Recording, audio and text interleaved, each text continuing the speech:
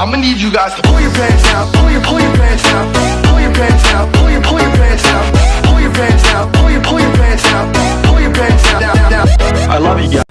Hello, what's up guys, kembali lagi di channel gua, di channel Tim Fakul. Hari ini gua akan melanjutkan game NBA 2K16 lagi setelah sekian lama tidak upload guys. Di hari ini kita akan melawan apa nih? New York Knicks guys, melawan idola saya ada di situ, yaitu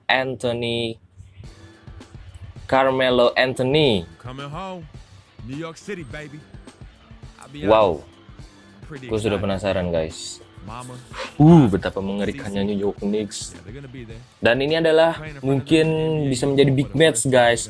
Pertemuan antara LeBron James melawan Carmelo Anthony. Wow, luar biasa. Semoga kita dapat waktu yang lebih banyak untuk bermain guys, supaya Arul bisa membuktikan kehebatannya dalam bermain basket. Masih loading. sabar.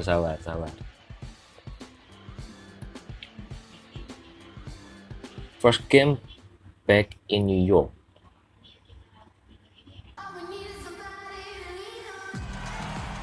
Oke, seperti biasa. Wow. Anjay. Semoga tidak copyright. The big story here, the return of Mo Williams, who had been sidelined with the injury.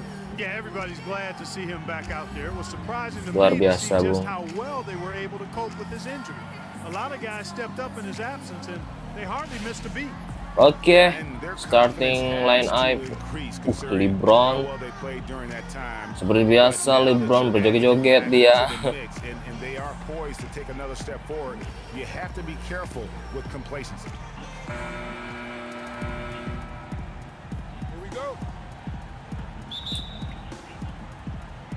Langsung kita cadangan, langsung kita play. Kita menjaga siapa? Josh Calderon. Wow,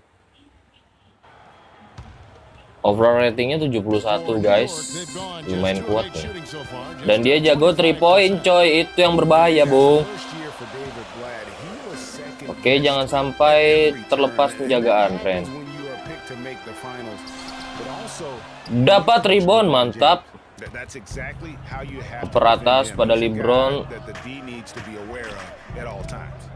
Coba 3 point.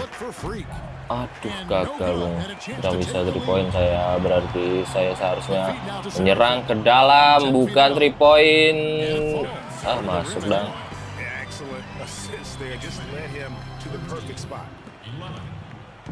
Big match nih. New York Knicks melawan Cleveland Cavaliers. LeBron James melawan Carmelo Anthony. Aduh, itu kirain masuk, ternyata enggak bung. Yang jago mukul dari segala arah cuman LeBron. Dapat lagi rebound. Sip, anjir. Hop. Aduh, berhasil. Oh, untung dapat LeBron bung. Maju Ren. Apa gua bilang coy, bisa menembak dari segala arah bung. Ibarat di anime Kuroko itu, LeBron ini Aumine.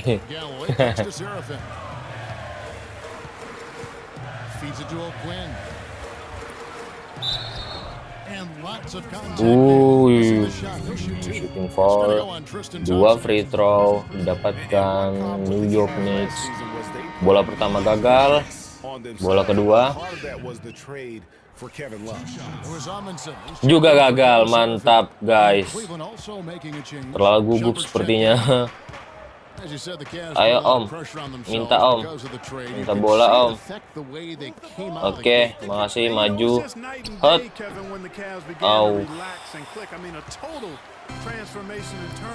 Sungguh kuat musuhnya guys. Beda dengan SMP dan universitas kelasnya bung. Padahal sudah ku jaga. Sip, lanjut ke permainan. Kita menyerang lagi. Mencari ruang. Oke, screen yang bagus dari Arul. Hop. Aduh, gagal rebound aku coy. Mundur langsung defense rule. Itu dia muncul tanda 3, itu berarti dia jago 3 point, berbahaya. Jaga jangan beri ruang Jose Calderon.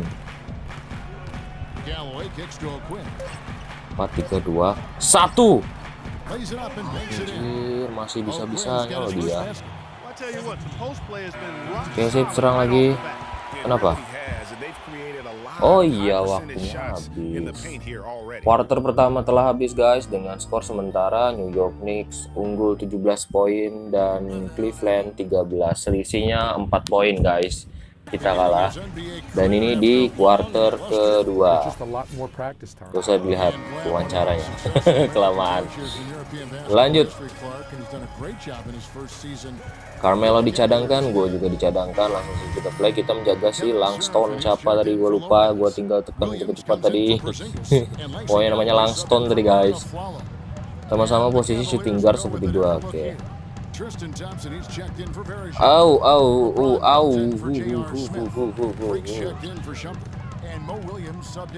Cepat sekali dia perputarannya. Astaga, kenapa gua lepas?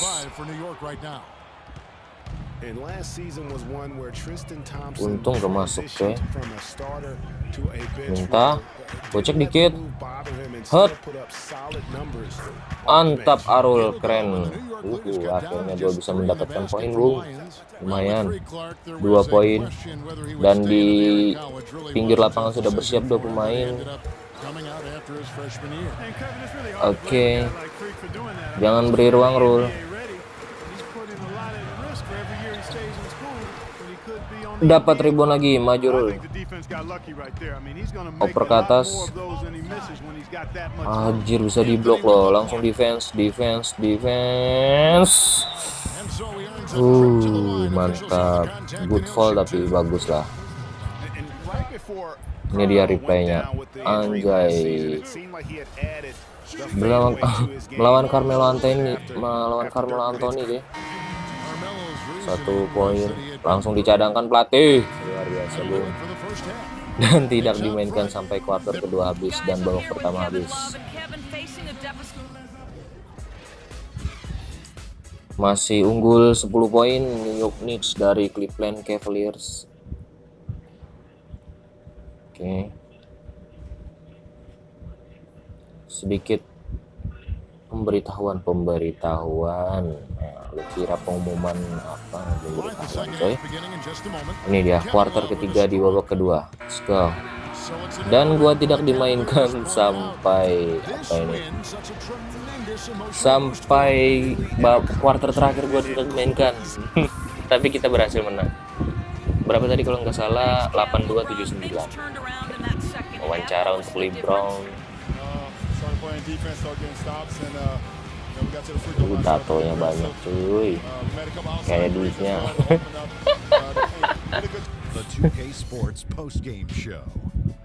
Post game show. Siapakah man of the match-nya di pertandingan kali ini?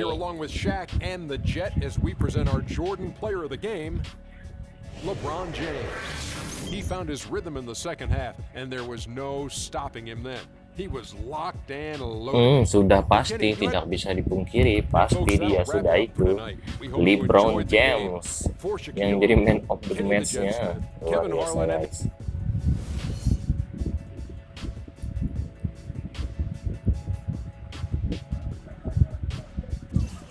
Oke, kita lanjut sedikit.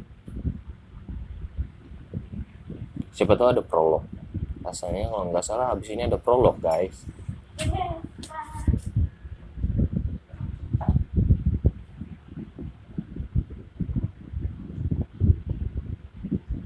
Benar saja, mari kita dengarkan prolognya dulu, oke?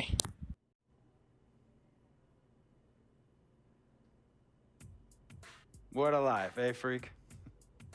1 minute you're playing 21 and horse on the courts in Harlem, and the next moment you're in the showroom, configuring the gunmetal and graphite exterior of your luxury car and your iPad mini. Oh, I bet you get a crazy crowd when you drive that car around the block in the old neighborhood, huh? Yeah, living the dream. Bad pandemonium. but folks from back around the way are real proud of me. Yeah, I hear you. Local kid makes good. You know, it kind of reminds me of when I took my tech stock public and I rang the New York Stock Exchange bell and my mom's friends called her up and said, Maggie, is that your son on Bloomberg News this morning ringing the bell? And my mom says, yes, sirree, Bob, it was him. That was a great moment, freak. And you know, our lives are like a pearl necklace of great moments, all strung together with the finest silk thread of memories. And we have to be very careful how we cultivate those pearls and we thread that necklace. Does this meeting by any chance have to do with Vic Van Leer? I grew up in the burbs, freak. I wasn't poor, upper middle class, comfortable. My daddy worked as an accountant for one of the largest insurance firms in the country. Smart with his money. Mom didn't have to work. I went to boarding school. And then my dad died of a heart attack when I was a freshman at MIT. I was a movie geek, wanted to be a civil engineer, but I made my fortune by becoming a hybrid of both those interests. My dad didn't want me to be an accountant. Oh, listen to this. My best friend was a guy named Isidore. Yeah, we called him Izzy. He was one of the smartest human beings I have ever met in my life. I mean, Izzy was taking second-year college calculus courses as a high school sophomore, right? Straight-A student, full ride to MIT. Izzy had the world at his fingertips. But he was always looking for trouble, and trouble found him. He ran with the wrong crowd. And when we got to MIT, he got this great job working for a financial consulting firm in Boston. But every weekend, he would fly to Vegas. You see, Izzy had a system for counting cards in Vegas that had the big casinos on the Strip. Oh, stymied. He would come back to MIT with suitcases filled with $200,000 in cold cash. What? Yeah. So your man Izzy was getting hit off like that? Like a fat rat in a cheddar cheese factory, freak. Okay, so what happened to this dude Izzy, because he's dope? No, not dope. Dead. After he'd been missing for 3 weeks, the Nevada State Police never found hide nor hair of Isidore. And our friendship took a hit when he asked me to hang out with him in Vegas, and I said I wouldn't do it because I knew he was on a dark and twisted path in his life. And yes, he was my dude. But no way was I gonna throw my life away trying to show my loyalty to a guy who really and truly didn't understand what loyalty was all about. So this meeting is about Vic. Correctamente. Okay, well, sir, Vic isn't Izzy. And why's that, freak? Well, for one thing, you and your dead friend Izzy didn't grow up poor. Me and Vic grew up in a neighborhood where we had to look over our shoulder every 2 seconds to make sure nobody was going to walk up on us and rob us. True. Izzy and I did not grow up in the hood. But we, like you, thankfully grew up in a 2-parent household. But even that wasn't enough for Izzy. He wasn't satisfied. He was always looking for a 5-alarm fire when he already had the warmth and comfort of a loving family. This is not about class warfare, freak. This is about the consequences of making bad choices and risking it all when you feel like you have nothing to lose. Vic is like a brother to me, sir. But you shouldn't be Brother Vic's keeper, freak. Would a brother go looking for trouble and put your career and your livelihood at risk by getting into fights at nightclubs and seedy after-hour joints and then scream to the media, yeah, it's all good, I'm an FOF, friendo freak. It's all misunderstanding. Y'all be haters, don't hate my game. I don't think a brother would do that to someone they really guy who looked at you like a meal ticket would. No. See, you don't understand Vic. Really? I don't understand. No.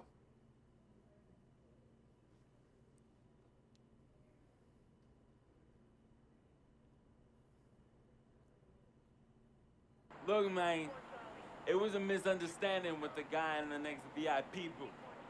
His honey started flirting with me, so naturally I started flirting back. Next thing I know, Captain Cornball's off my grill piece beefing. Next thing he know, he got a 2-piece and a biscuit on his left eye.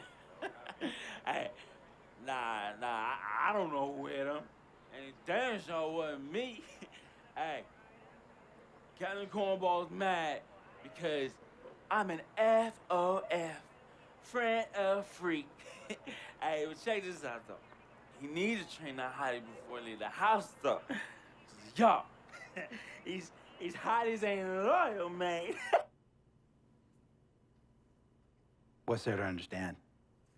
Are you freaking blind?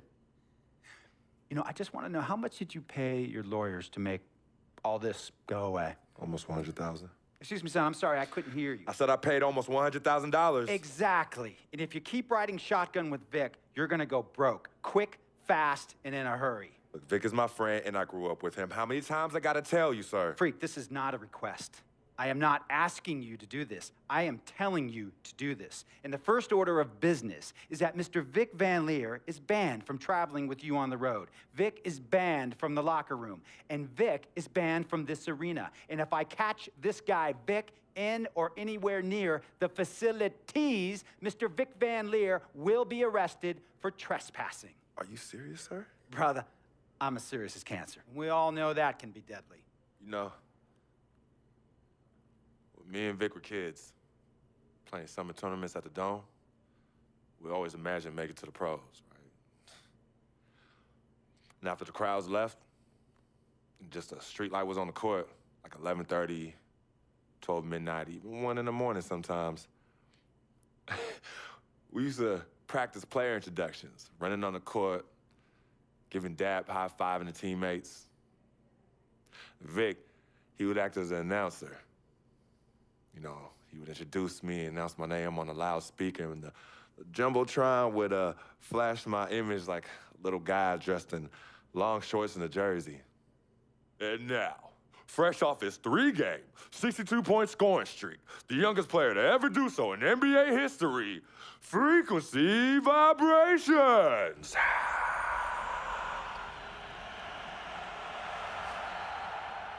So me and Vic would sit in those empty bleachers at the Dome and dream like nobody's business. And now I'm living a dream. For real. And in so many ways, Vic was part of that. Please, listen to me. I mean, I know this guy's your dude from way back. Look, me and Vic go way back like the front seats of a 67 Cadillac. That's good. We go way back. Did you say front seats? Front seats of a 67 Cadillac. We go way back like the front seats of a 67 Cadillac. Well, Jiminy Crickets. I'm gonna be the hit once again at Herbie Allen's Sun Valley Shindig because my fellow billionaires love it when I walk and talk that talk. So that almost sounds... No, let me tell you exactly what it sounds like. I respect, admire, and most importantly, love you as a human being and a role model. But I pay you a lot. And I mean, I pay you a lot of money to play for my team. And I am in this game to win it. And you can't win it with an albatross around your neck like Vic. So Vic is done. History. And here's some more lingo that I picked up from a former megastar who used to play for me several seasons ago. Thought I would never release him until I did. And now he's the 6th man on a struggling team in Venice. And yeah, I'm talking Venice with the canals and the gondolas and Harry's bar, not the street ballers next to the fortune tellers on the beach in Cali. This guy used to tell me when he thought there was a player destroying our team, don't be a hero, cut that zero. And that is what I am telling you about Vic, freak. Don't be a hero, cut that zero. The only thing Vic brings into your life is headache and unwanted and unnecessary negative attention. And it will begin to affect your mindset. And when it affects your mindset, it's going to affect your play. And when it affects your play, it's going to affect my team. And when it affects my team, it's going to affect my money. And if it affects my money, Google Translate will become your new freaking friend. I want a championship ring, freak, and I want you to help me get that ring. And banners after banners hanging from the rafters in this arena. So, freak, hear me clearly and hear me good. V, G, Vic, gotta go!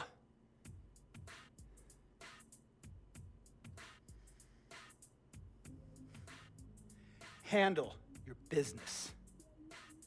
And remember, that contract you signed contains a morality clause, a very important clause that revolves around your conduct on and off the court, and how it can negatively impact my team.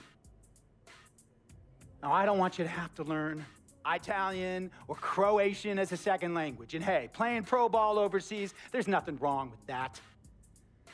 But the arenas are nothing like this, nor will the money be the same. And on top of all of that, this is the US of A, the greatest freaking country in the world. Ask yourself, is Vic worth all that?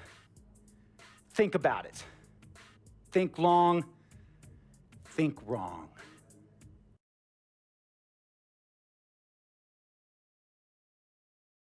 Tell you about Vic. He has his bad rap. It's not, and I understand some of his judgments. Oke, mungkin sampai di sini dulu video dari gua. Jika kalian suka, jangan lupa klik tombol subscribe, like, komen, dan share ke teman-teman kalian semuanya, guys. Terima kasih buat yang sudah nonton video gua, dan sampai jumpa di video gua yang berikutnya, oke? Bye bye. You know, has issues with him, but he still loves her. He still loves her.